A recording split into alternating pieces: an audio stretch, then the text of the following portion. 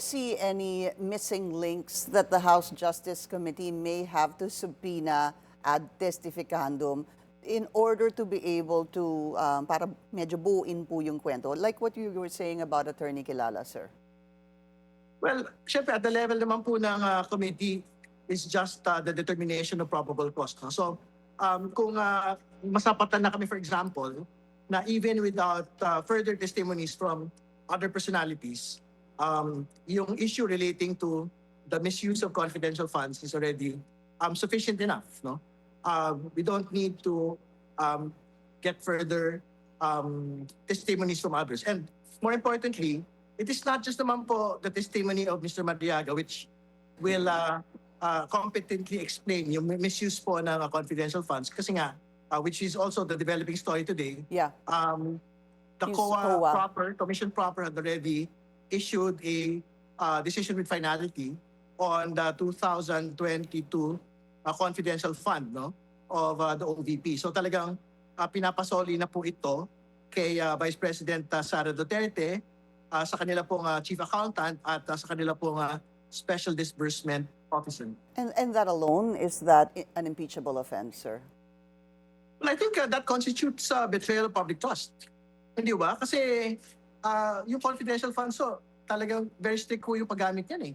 Dapat hindi ko yan ginagamit for a non-confidential nature. Lalo't higit, ito po ay dapat ginagamit para sa pagtitiyak po ng national security, internal security po ng ating pong bansa. No? So hindi ho natin yan dapat minimisuse. Hindi natin yan ginagamit sa hindi ho dapat paggamitan.